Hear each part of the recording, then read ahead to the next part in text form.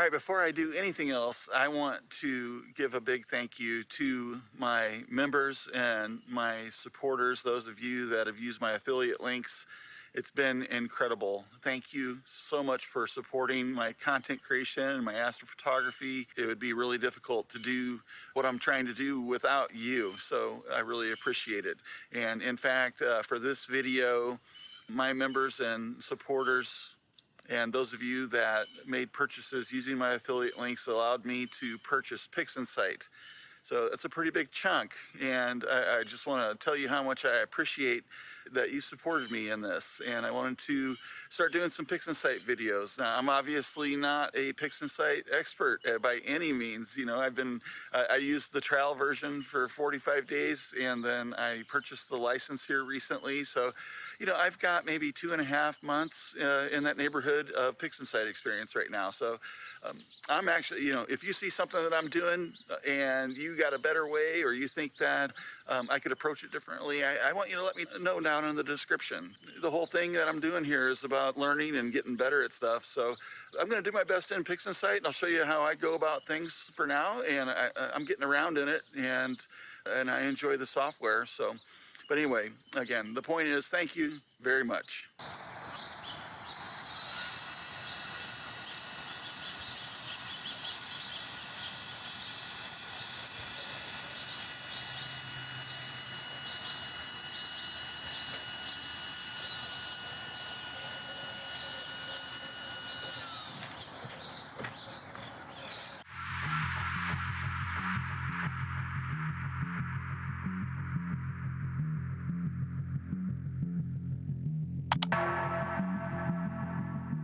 All right, I'm going to get these calibration frames going so that I can kind of focus on processing. And anyway, so I'm going to move over there real quick, get it going, and then I'll get set up for processing M16. I'll tell you a little bit more about it.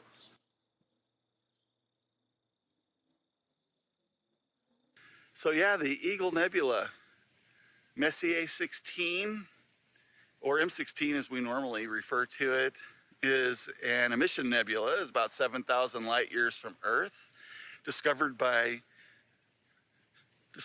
Jean-Philippe Deschizeux in 1745. Made famous by the Hubble Space Telescope in 1995. And I tell you, those images, they're iconic. If those weren't what inspired you to become an astronomer or astrophotographer, you know, I don't know what would, because it was a kind of a pivotal point for me. And I think many people that when we first saw those images, it had an impact. It had an emotional impact. The NASA marketing was so good, and the images were amazing. And the thought and the naming of Pillars of Creation was, you know, just an incredible marketing job by NASA, in my opinion. But there was a lot of inspiration there. And, you know, obviously it's become the iconic target for the backyard astrophotographer. And there's many people that try to compare, and my scope versus Hubble. You know, I'm not even going to attempt that. But I do want to represent well, and I'm hoping that I can do well in processing. I've been very meticulous about the data that I'm accepting. It is a target for me that is very low in the sky, just above that tree line over there. It's been about between 30 and 35 degrees or something like that, and had a lot of atmospheric distortion being that low in the sky. So I have thrown out a lot of data, but I've got a lot of decent data, and I'm pretty stoked about it. I did LRGB, and I also took a bunch of HA, and I'm planning on getting back on the target for a bunch of O3 data here.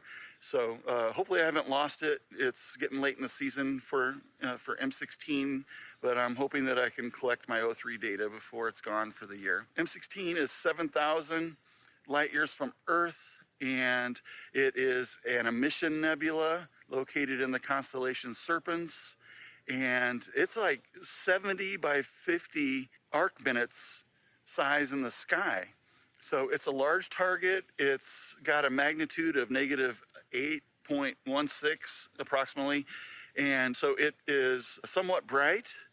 And I think it's a good target. I think you could go for it. You know, if you've got enough field of view and focal length in your telescope, then, you know, with an OSC camera or with mono, whichever, I think it's a good target to go for, and I would recommend it. So anyway, let's see how I did. We'll get into doing some processing here.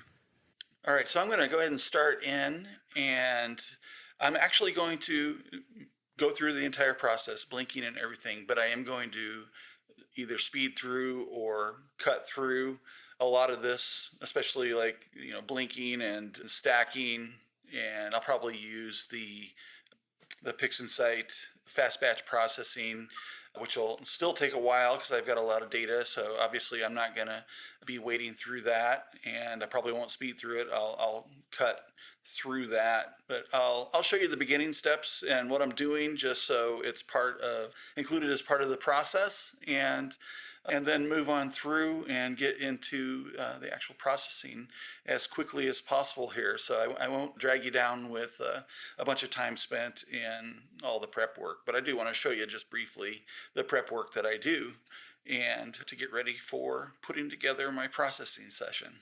All right, heading over here into Pixinsight, the first thing I wanted to do was to blink, and the way I get to it is through the Process Explorer, and just a quick search. And then I use blink for a couple different reasons. One, it is really good at going through the blink process, obviously, but this is also where I set up my file organization for my project so that it works well with Pixinsight. And to be honest with you, I'll come over here and use blink if I'm going to be working in serial too. The files organization is different between Pixinsight and serial, but I'll focus on Pixinsight organization today, and I've had other videos on serial. But what I will do, and I'm just going to show this briefly because blink isn't in and of itself very interesting, but I just want to show you the process that I go through here. And so I will open up my files, and I'm currently working on blinking through my LRGB, and these are I'm going to load these up. So here's my luminance, and I'll select all of them. Now, one thing that Pixinsight does by default is it applies this auto STF screen transfer function to the same STF to all images. And what I found is this is not consistent enough for me, because this is actually, darn near linear here versus other areas of the night. So what I like to do is actually apply a screen transfer function to each of the images that I'm blinking independently, which is what this top button does. And now, as I blink through here, the STF is similar. You can see some clouds came in on me this night, so I'm going to get rid of some. We can kind of run through, taking a look. There's some cloud right here. So I think from these last three, I'm going to throw out, and I'll show you what I do for that. So I'll select those three, and I'm going to move. And I have a folder down here called Throw Out, and I'm going to move those to those folders. And then I'll go ahead and close those selected images. And I did just actually move those. So those moved from their original directory into the Throw Out folder, so they're no longer in the original directory. Now, on these remaining ones that I was happy with, I'm going to go ahead and move those. And those are going to move into my project folder. And so, as you can see up here, we're currently working on 717. I'm going to move, which is actually the 18th. I'm going to move those into this directory here, and then we can go ahead and clear them there. And that's pretty much my blink process, and I've got a bunch more to go through here to, what am I on the 17th here? I think in Luminance, and you can see there's nothing in here anymore because I moved them. I still have my red to do, and then I've got to go through all the rest of these. So I've got like 15 nights of sessions here and I've gotten through almost 4 of them. Oh, I did want to note that I also entered the file structure coming into M16. So this is where I'm moving my files. All of these files go into for Pixinsight go into the same. So all of my LRGB get dumped into this folder for that night session, and then my calibration frames also come in here. So my flats will end up being in here. I have my masters for darks and biases are up here. Those are separately, but my flats will get combined into this folder with everything all in one place, because Pixinsight goes through and figures out what everything is and puts it where it's supposed to be.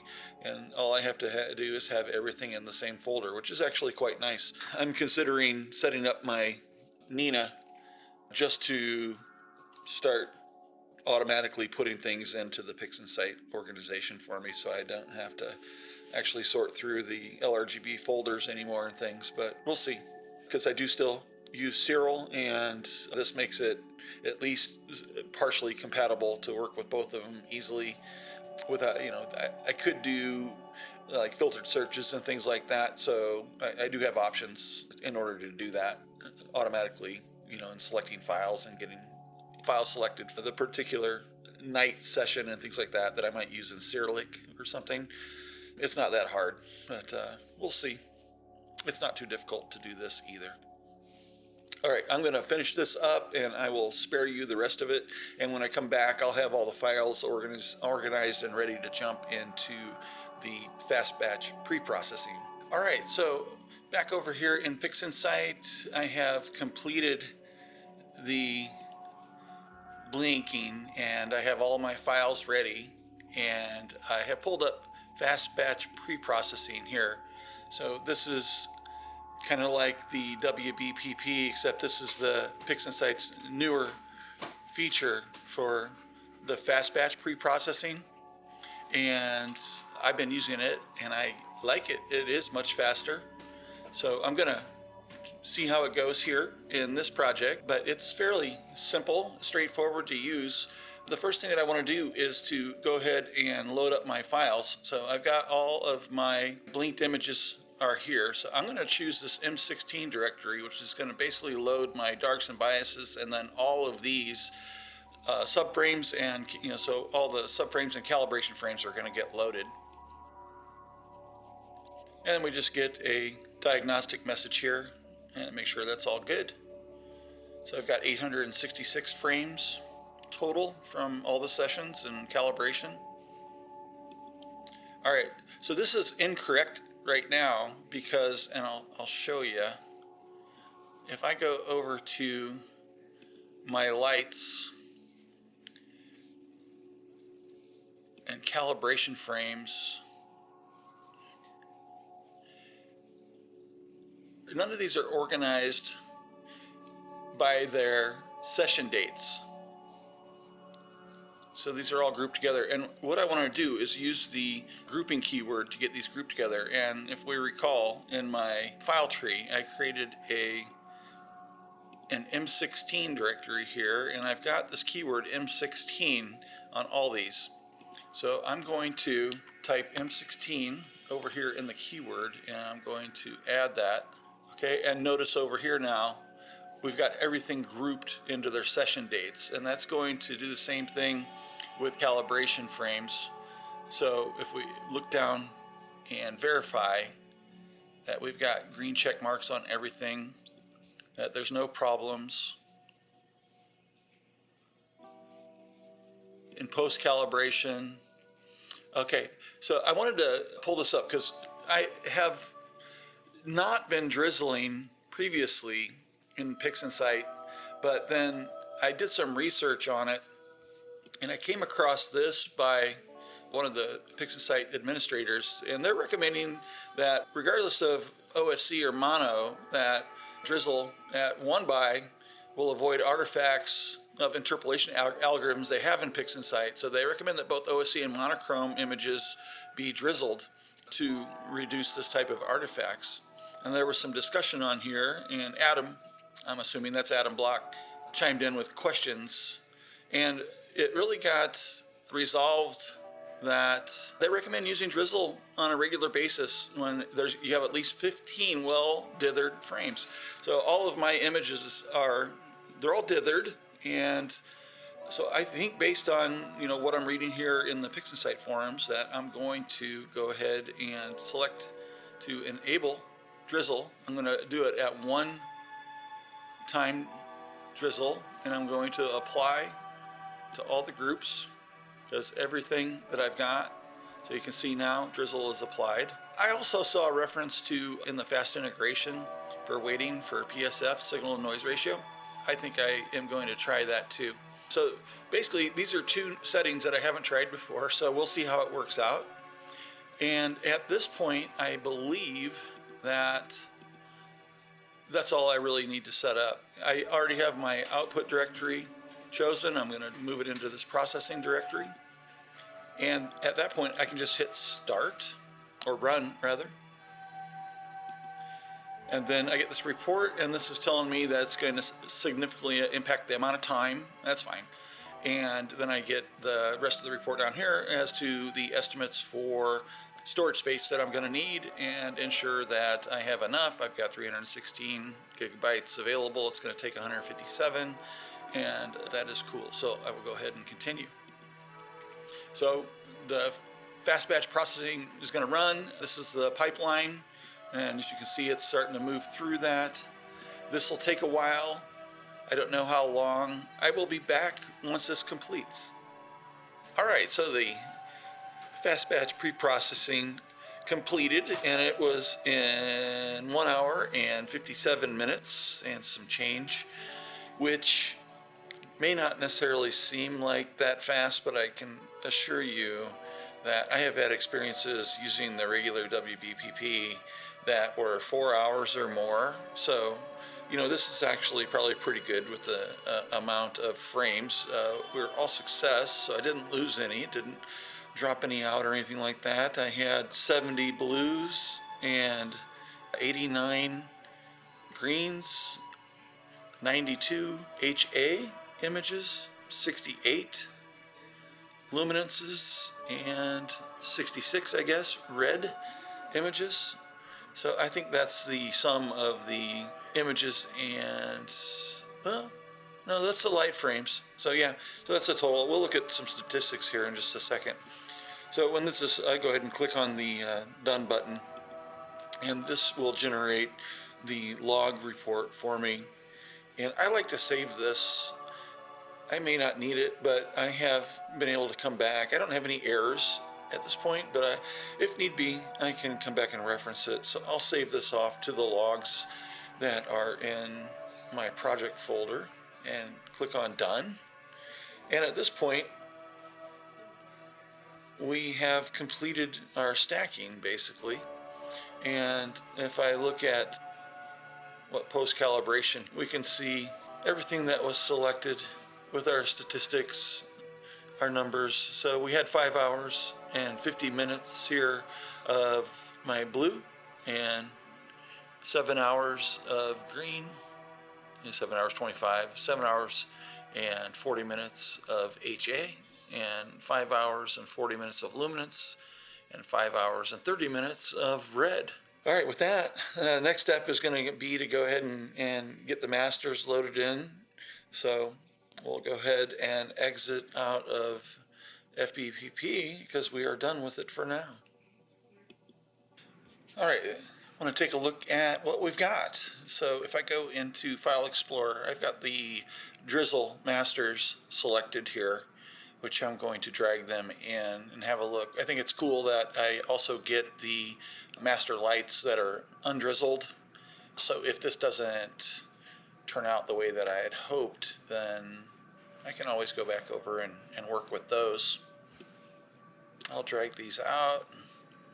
Then Pixinsight does this thing where it loads in like a whole bunch of extra images, and I don't exactly know what they are, but anyway, I can close all of those. It's like every other one that I don't need to open.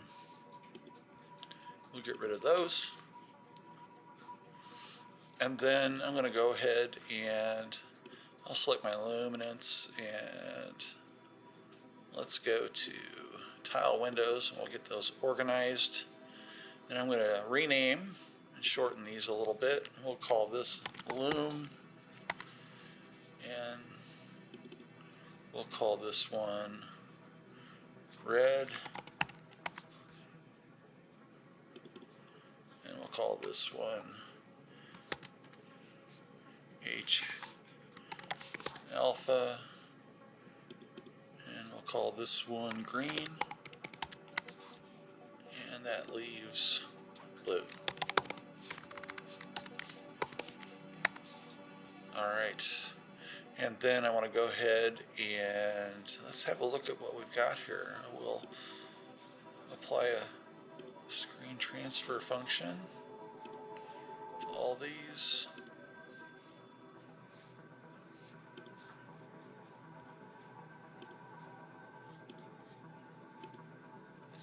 Alright, and then I think I will get these all sized up.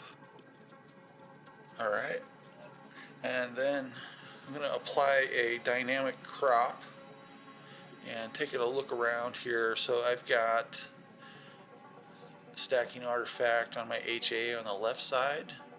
The other sides look good. That image looks good. I've got a stacking artifact on the left side here. And I've got a stacking artifact across the top of the luminance, I think, maybe a little bit there. So I'm going to select luminance, and I'll pull up the dynamic crop, and then I'm going to set that crop right there, about right there. I think that should take care of everything.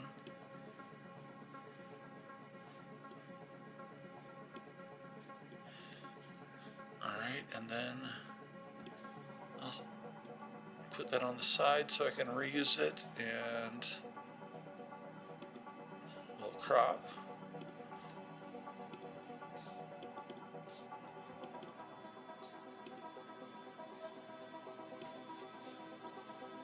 And I think I can drag this in. No? Okay, I need to select and apply. Pull this over here closer. Oh, that's cool. I didn't know I could do that. Alright, so I can just pull that. Awesome. Alright, so now I want to do background extraction. So I think we'll just start at the top left. I'm a big fan of Seti Astro. I'm going to start with his automatic DBE. And I'm just going to, let's see. I'm going to just try replacing target image. Let's see how we do.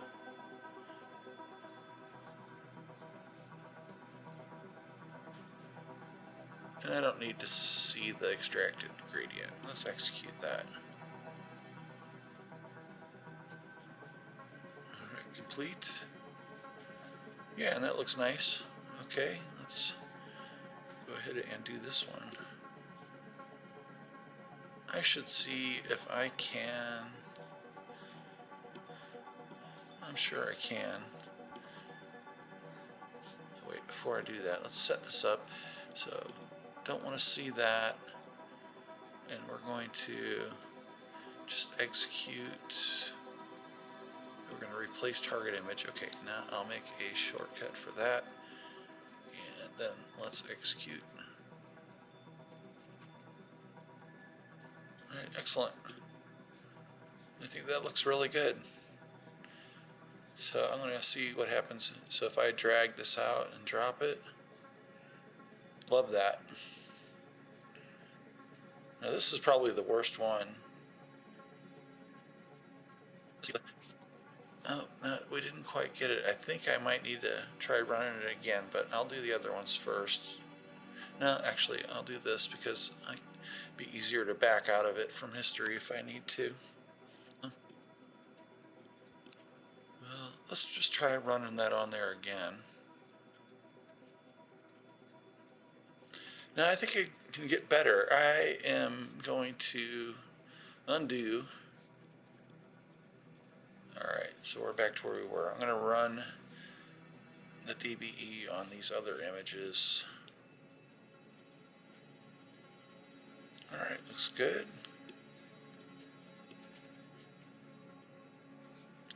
I kind of feel like I need to go over to like DBE here because I think I need to deal with this radial differently.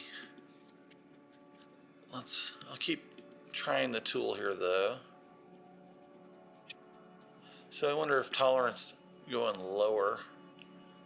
Let's go down to 1. Let's try that. All right.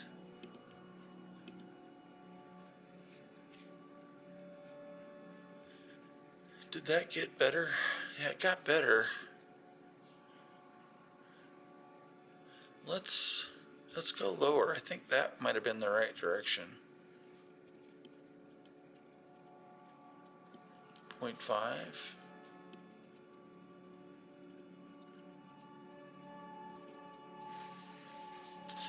Yeah, I'm just not getting there. Okay, I'm gonna try to, let's do DBE on this. Actually, is that what I wanted? Maybe it was ABE. Yeah, I think this is what I want. So division. Alright, let's try that.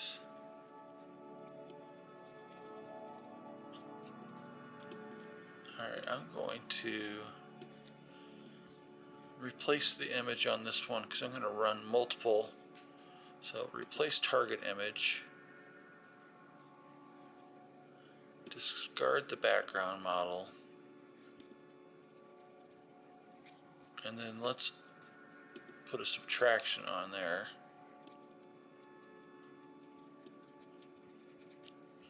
So I think that looks a lot better. I think this is all H alpha data here.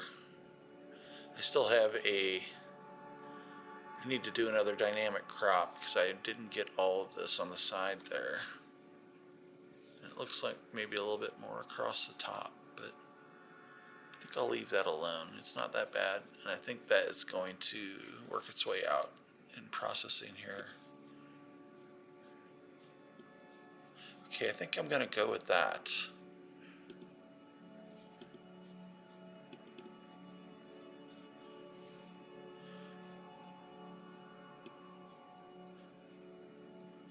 I'll take a little bit more off of that, and maybe just a little bit more off the top right there. Not much.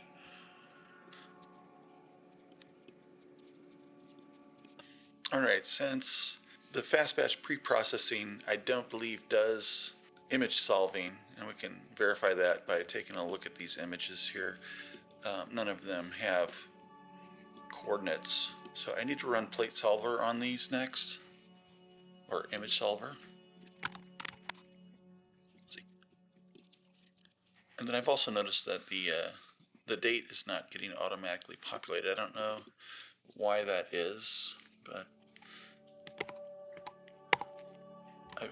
I can just use the last date of one of the subs, and I believe that's been working. So if I take a look at here at 8/4/24 at 1:25:12, and I believe that's all we're going to need. I just make sure that local XP SD server for Gaia, I have all the large Gaia database installed and everything. So I'm going to go ahead and run this. So now we can see we have it. I need to run this on each one of these images. So I'll just select each one and we'll rerun run image solver for those.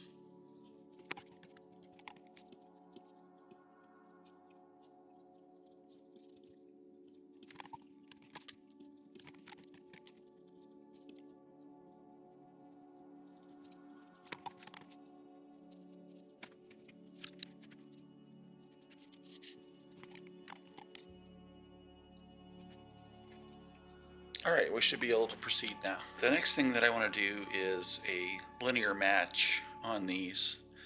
So I need to first, I'm going to find the frame here which has the highest median, and that'll be my reference frame. So if I come over to find linear match, or linear fit,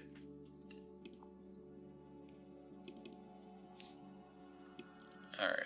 And then I need statistics, which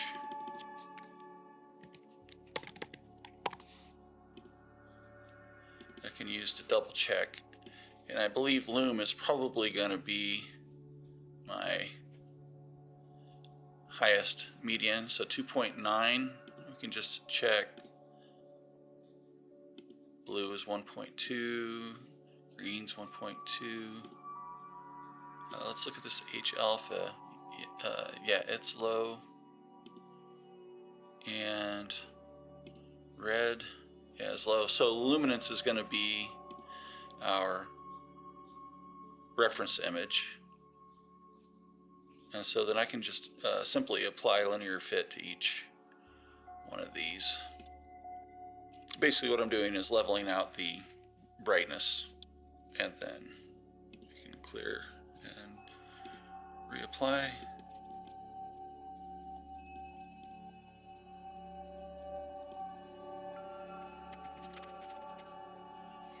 Alright, so all of these have been linear fit and have the same brightness levels, so we can go ahead and keep moving forward. So now I'm going to do LRGB Combine, and it's at this point that I actually have a choice, and the cool thing about Pixinsight is that I can look at my options. So I can do a conventional LRGB here, which I'm gonna do first, and so I'll pull in each one of these images into the channels, and we'll just try LRGB here to begin with. And I'm just loading those up, and that's it, and then I'll go ahead and apply. Give it a STF, take a look at what we have. So I think that looks pretty good, but what I'm curious about is if I take the HA and replace the luminance, or maybe actually take the HA and replace the red, and see what we get with that and compare.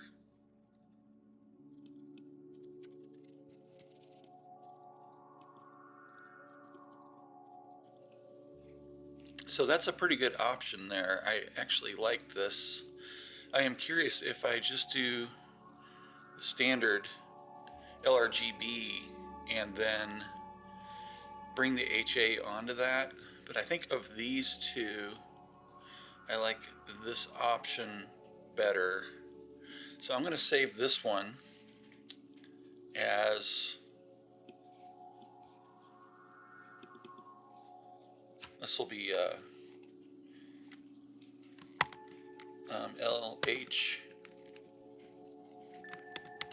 LHGB, I think. And I think I will keep that one around.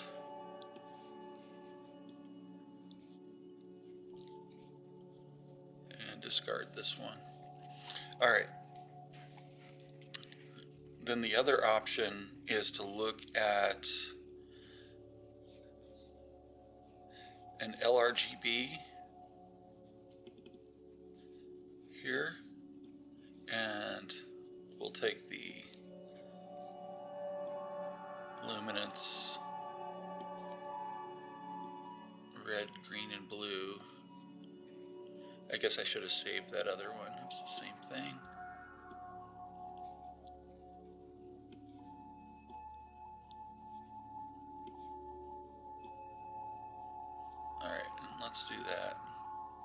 So this will be our LRGB.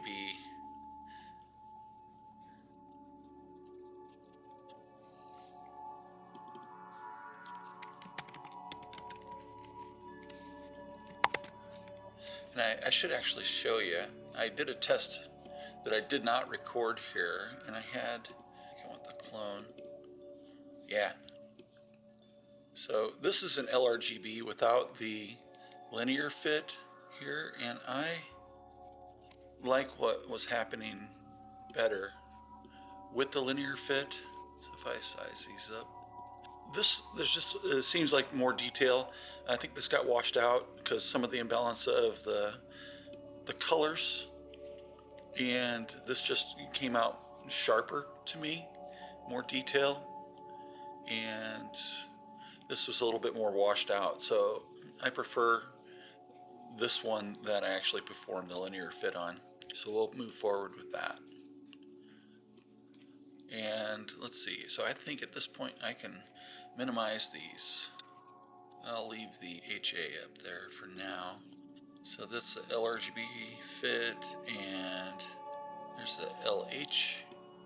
I think I'll clean these up. And as I look at this, I think I really am leaning towards really liking this LHRGB, but I do want to see what this looks like. If I can combine this H alpha with the LRGB and see what it does. Okay, so what I want to check out is how this looks with the LRGB combined with the HA.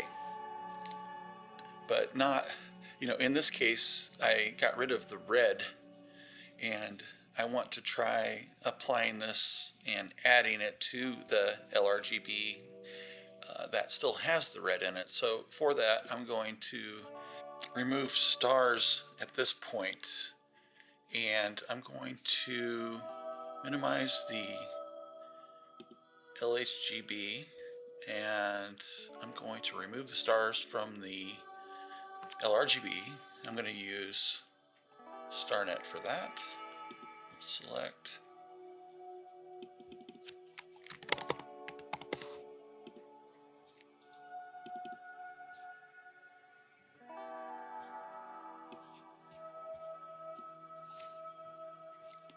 So on this one, I want to create the star mask because these are the RGB stars that I want to keep. And so we'll go ahead and remove the stars.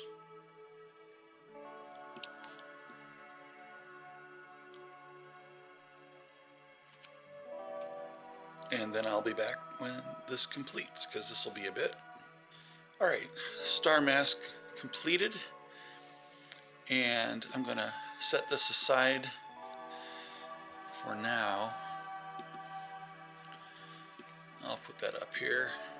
Now I also need to remove the stars from the HA, and on this one I don't need the star mask. I'm going to go ahead and discard the stars at this point.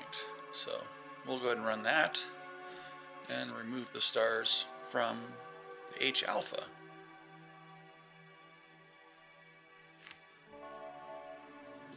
Alright, so now I have my two starless images, and I've got a star mask, which is from the RGB. And at this point, I am going to borrow from Sean over at Visible Dark, and thank you for a process icon that he has provided in one of his videos, and I'm going to link to that up above here. And I'm going to use his pixel math process. The way that I'm going to do that, I've already downloaded it, and I am going to, let me see if I can find it. I need to merge a process icon. We don't want to load it, and we go into that folder, and yeah, that was a zip. There we go. Now I can go back and we'll merge his HaRGB Combine process, and that puts this icon here. And so what I want to do, let me see if I open this up. So that opens up pixel math, and we have a expression on the red here. And I'm not going to begin to try to know what everything is going on here.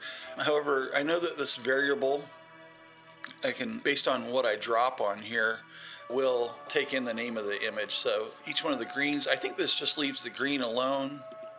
In the blue here, we can see that there's operations going on. So basically, I need to change, I could change this name, or I can come over here on the H alpha, and I'm just going to change that to HA. Now, I should be able to drop this on here, and we'll see what kind of result we get. So that replaced the target image, and I think I'm going to, now let's go ahead and undo and redo and make that bigger. I'm not really seeing major difference. I'm going to undo that. I'm going to have it create a new image. Undo pixel math, and then I'm going to select create new image instead of replace image. We'll just have that be auto, and same as target. Let's try this again, and as I recall, so right here I'm going to bring this 1.2 up. I think Sean recommended between like 1.4 and 1.6, so let's try, I'll just try 1.6 and see what that does. Okay, so we definitely got some HA coming in there, too much. So let's back that down, and we'll try the 1.4. I'm going to try just a little bit more. I wonder if I can use like 1.45. Well, let's just go to 1.5. Okay. That's a little bit less, so let's try 1.45 and see if that gets us there. Still too much for me.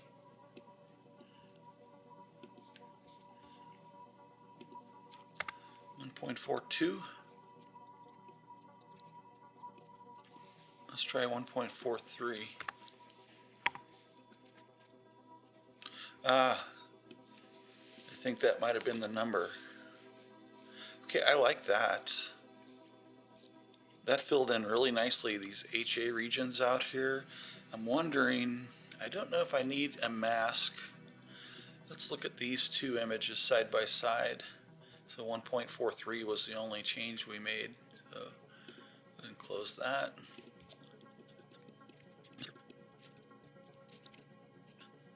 Yeah, I like it. I think I'm going to see where this goes. I'll keep this around in case I want to go a different direction, but I think for now I'm going to see where we end up.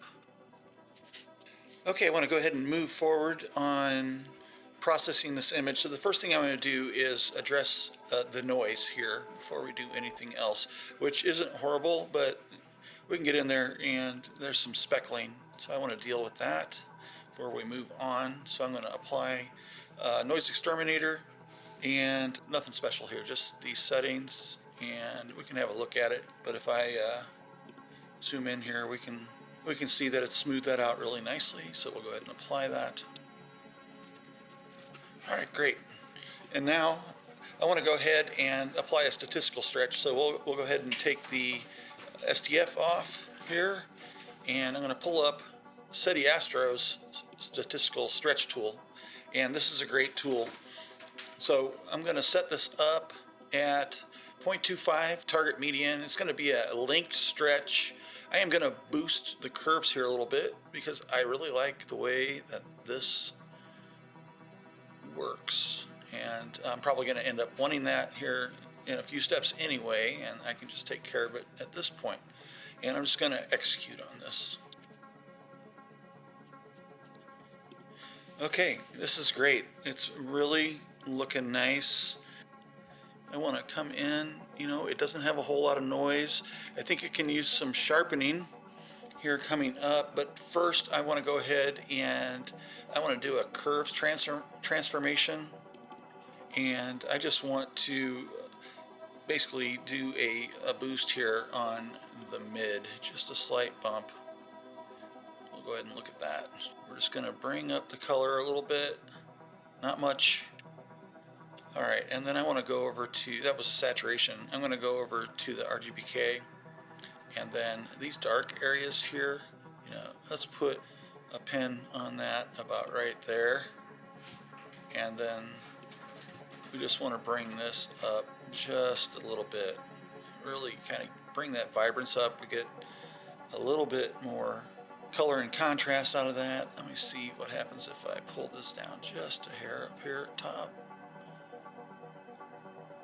That's actually quite nice. I think I'm going to bump that up too. I like it. I'm gonna see what the stars, well, they're not stars, but the kind of the halos around them. Let's see. I like that. All right, I'm going to apply it. Oh, that's really looking really sweet. I'm stoked about this. All right, this next trick is something I picked up from Chad over at Easy Astro Images, and so thank you, Chad. I'll put up a link to the related video on that, because really the workflow process that he showed over there was just fantastic, and it has helped me out so much, and maybe it'll help you out too. But the first thing I'm going to do on this is, so now I want to extract the luminance from this image now. All right, so this is just our luminance layer, and we're going to do some cool stuff to this. So I'm going to come back into curves transformation, and we're just going to give this kind of a mid bump here in the middle just to bring it up. Increase the brightness. Nothing too crazy, just bringing out the detail, and that looks pretty good to me. And we'll go ahead and apply that. All right. And then I want to hit this again with some noise exterminator. And I'm going to pull way up on this, and we can increase this detail up here, maybe about 0.3 and 0.4. Let's take a look at what we're doing. All right, at this point, I'm going to rename this to Loom XT, and we can park it. And then this one I'll rename to Color. All right, and then I want to do a LRGB combination to bring these together. So I'll drop the luminance up here on L. We are going to deselect everything else. I'm going to bump up the saturation a bit, maybe about 6.65. And let's apply that. All right, nice. I think I might bring that down just a little bit in the next step. I'm going to bring up the histogram transformation now, and I just want to bring the darkness up a little bit. That's what I need to do. Yeah, there we go. I don't want to get it too dark. Like, I can bring it down here. We can really make it a lot of contrast available here. Oh, I really like that. And then just brighten the whole thing up a little bit. Got a little bit of green coming in here, I think.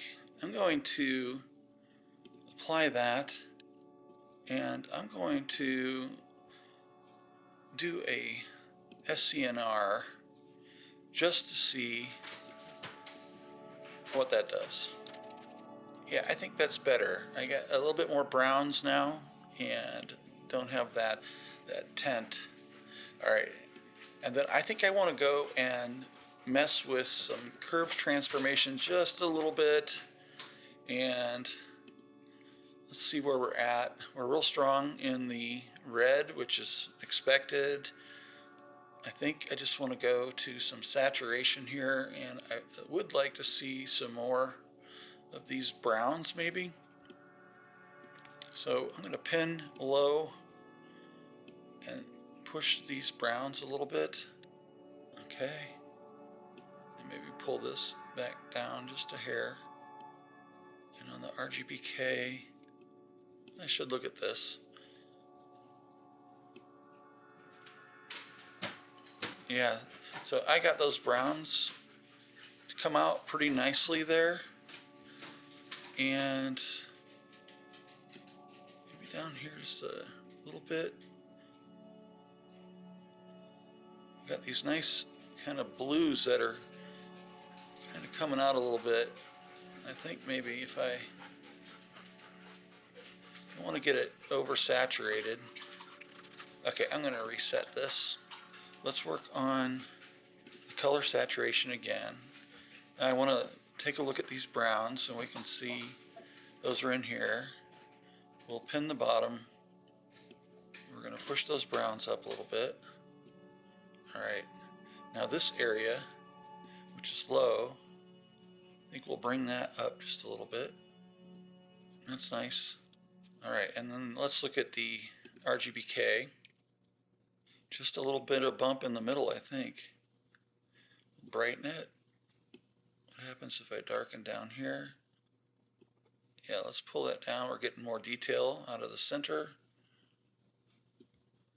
And I think I'm going to pull this. Reset that one. I'm going to reset that one too, and then I'm going to do it again. And that gives us some detail inside there. Oh, that's really nice. Okay. Let's go with that. Get this bigger. And I'm going to go back over to Histogram Transformation, and I'm going to darken just a little bit more. And then here, I think I'm going to darken that a little bit and just see if we can eke some more contrast out of this. Yeah, I want to pull that down. Okay. Alright, let's go with that. Alright, so at this point I think it's time to start working on stars. I think I'm really excited about this. It's absolutely gorgeous, and I'm excited to see, get some stars back in here and try to get this thing done. Alright, so I want to get the stars recombined here, and I think first thing I'm going to do is just see if I can darken this just a little bit more. So I'm going to pull up the histogram transformation. I've got just a little bit of room right there, and let's pull this over just slightly. See where we're at. Yeah, that brought it down just a touch. Alright, we'll go ahead and apply that. I kind of like that right there. I think that's clipping it though, so I'll just stop. I think we're good. Alright, and now I'm going to use Seti Astro's script here for star stretch, which is awesome. And we'll go ahead and show a preview. I think I might remove green just in case. And we're going to select stars. Refresh the preview. Alright, I'll make this bigger, and I'm going to push this color. Yeah, we get all these little stars and star color, lots of reds, blues. Well, let's see how that goes. I'll go ahead and execute, and let's take a look at stars. Okay, yeah, that looks really nice. So now I want to do a star combination, so I'm going to go to the toolbox and combine images. All right, and I want to combine stars with my color image. Oh yeah, and we can do a little bit of a balance here. So stars, let's see, I may not have to do a star reduction. That's a little too much. I don't think I'm going to use this for star reduction. I'm going to use a different tool for it, which means I'll have to do a starless again, but that's okay. I think that looks good. Let me just play. Let's bump up the stars a little bit. Yeah, that's a lot clearer. And then I'll do a star reduction in the next script. I think that'll be good. Let's take that down to 1.2. Okay, I like it. And let's see, I want to make sure that I'm not replacing. I think this is going to create a new image for me. Alright, let's go ahead and give it a shot. Alright, there's our new image with stars.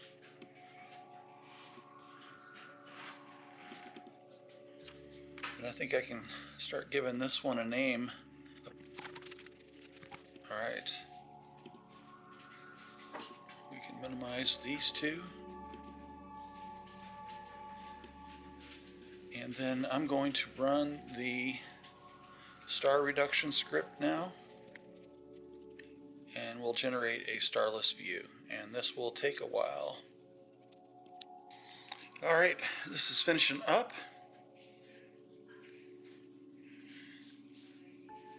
And we've got our starless created again, and I'm going to initialize small star protection because I want to protect these small stars from being reduced. And if I didn't mention it, this is Bill Blanchen's star reduction script. It's awesome. Okay, so small star reduction has been initialized, and I'm going to see. I don't think I can make that any bigger. So we've got several different methods here, and I like to just kind of go through and take a look and see how it affects. So you can see before and after, and that's pretty aggressive. Let's look at halo and star method and lightness method. Well, let's see. Yeah, I'll move this to moderate, and let's look at, okay, that's pretty good. Transfer, star method.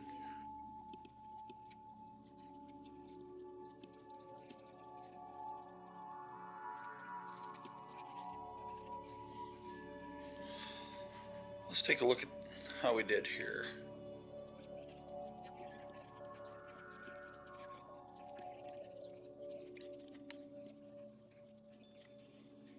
All right, I don't see any black ringing or anything. So on this one for star reduced, I think I'm going to run another sharpen or noise exterminator.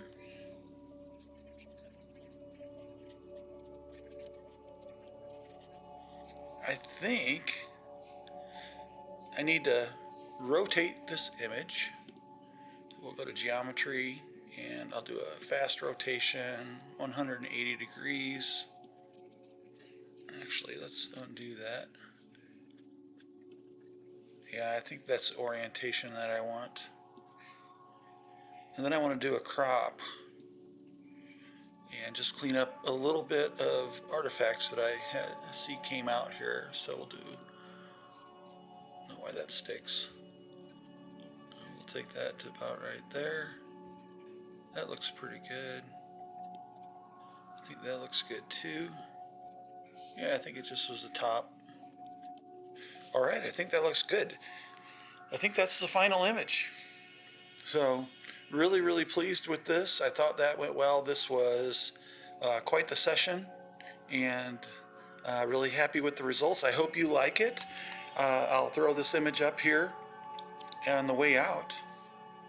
All right, so I hope you like this video. That was a lot of work. It was a lot of fun. And I am really pleased with the results that I was able to get. So it was, that's probably the largest project that I've done in Pixinsight to date. And I knew it was going to be a big one. Doing it on video made it take a lot longer, but yeah, it always does. But anyway, hope you got something out of it. And again, I'm no expert in Pixinsight. I'm doing my best here, and I've been doing a bunch of training and stuff that Pixinsight offers, and reading all the documentation. And if you're making videos on it, I've probably watched your videos too. So anyway, thank you if you have, and I really appreciate the people that are writing scripts and helping make things easier in Pixinsight. So it is definitely really nice to have good tools. So, and tools that make things easier for us. So anyway, if you like this video and it helped you out, and you would like to support this channel and the efforts in content creation and everything that go along with it, then I invite you to become a member over at my Buy Me a Coffee. And there's a link down in the description for that. And I also have affiliate links down in the description. And I have a Discord link in the description on that as well. And if you simply just want to help out by liking and subscribing, that goes so far, and I really appreciate that. So if you did like this video, please do like it, subscribe it. If you think it'll help somebody else, please share it with them. And I really appreciate you, and thank you for making it this far into the video. It's kind of a long one. My name is Doug. This is AstroAF, and I hope you enjoyed this image coming up.